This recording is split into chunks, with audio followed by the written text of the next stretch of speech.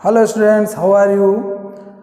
हम पढ़ रहे हैं क्लास 12th इंग्लिश सब्जेक्ट के अंदर राइटिंग पोर्शन अपना चल रहा है। राइटिंग पोर्शन में आज हमने राइटिंग पोर्शन में एक नया टॉपिक उठाया है जिसका नेम है लॉन्ग कंपोजिशन।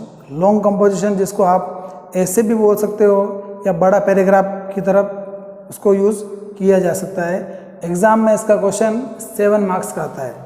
ठीक है, आपको ये बात माइंड में रखनी है कि एग्ज़ाम के अंदर इसका क्वेश्चन 7 मार्क्स का आता है। इसके अंदर नॉर्मली आर्टिकल और स्पीच ये दो टॉपिक हैं, इनके बेसिस पर अपने को लिखना होता है। और लॉन्ग कंपोजिशन जो है उनको 2 टाइप में डिवाइड किया हुआ है। फर्स्ट जो टाइप है वो है वर्बल इनपुट और सेकंड नंबर पे है अपना विजुअल इनपुट। वर्बल इनपुट का मतलब ये होता है कि अगर आपको किसी क्वेश्चन के अंदर कोई इन्फॉर्मेशन दी हुई है या क्वेश्चन लिखा हुआ है जिसके अंदर कोई डिटेल दी हुई है और उसके बेस पर अपने को या तो आर्टिकल लिखना होगा या फिर कोई स्पीच लिखना होगा, तो ऐसा क्वेश्चन कहलाएगा वर्बल इनपुट वाला।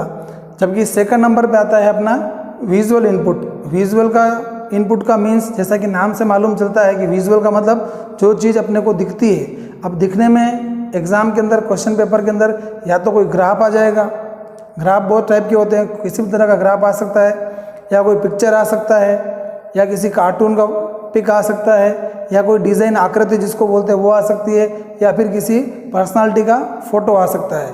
तो आपको क्या करना है, उस फोटो को या उस पिक्चर को, उस विजुअल इनपुट को देखकर अपने को आर्टिकल या स्पीच लिखना होता है।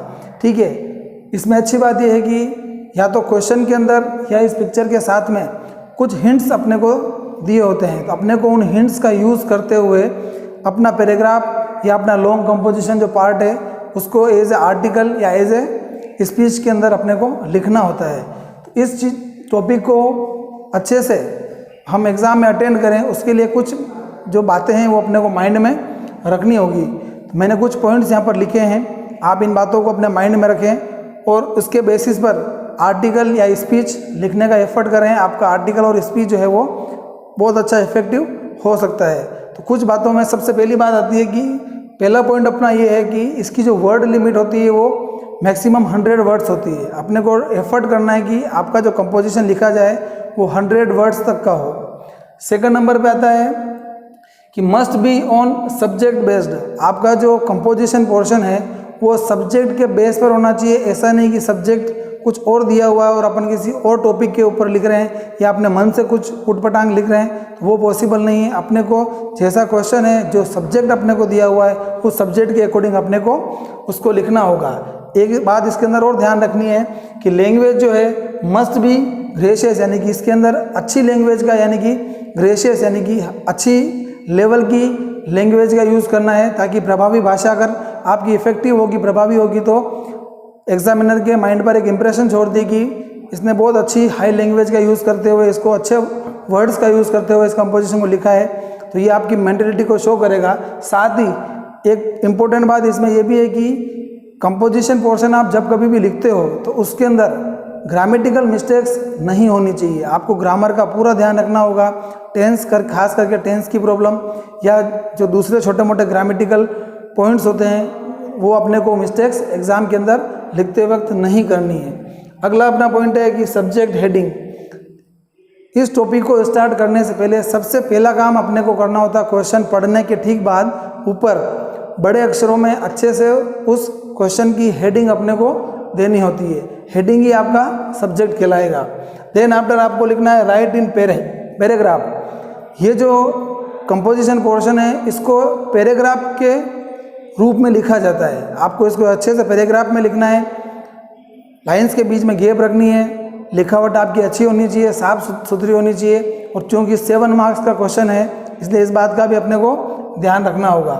फिर नेक्स्ट पॉइंट आता है introduction and conclusion must be proper. Introduction का मतलब जब आप अपने सब्जेक्ट का परिचय देते हो, इंट्रोड्यूस करते हो कि भाई अपन कहाँ से इस टॉपिक को स्टार्ट कर रहे हैं, तो वो, और जब आप इसको एंड करते हो, इसका जो निष्कर्ष निकलता है फाइनल, ये दोनों चीज़ बहुत प्रॉपर होनी चाहिए, ताकि स्टार्ट से लगाकर एंड तक एक सीक्वेंस में चलना चाहिए और समझ में आना चाहिए कि स्टार्ट कहाँ से हुआ था और किस पॉइंट पर आकर ये खत्म हुआ है। जैसे अपन कोई मूवी देखते हैं तो अपन मूवी जब स्टार्ट से देखते हैं तो अपने को उसका एंड समझ में आता है। अगर आप मूवी बीच में से देखते हो तो आपको मूवी की स्टोरी क्या है, क्या उसका बेस था वो अपने को क्लियर नहीं हो पाता, तो ठीक उसी तरह से इसके अंदर भी अपने को इंट्रोडक्शन और जो कंक्लूजन है वो बिल्कुल प्रॉपर होना चाहिए, यानी कि शुरुआत अच्छी होनी चाहिए और ख़त्म भी आपको अच्छे से करना है।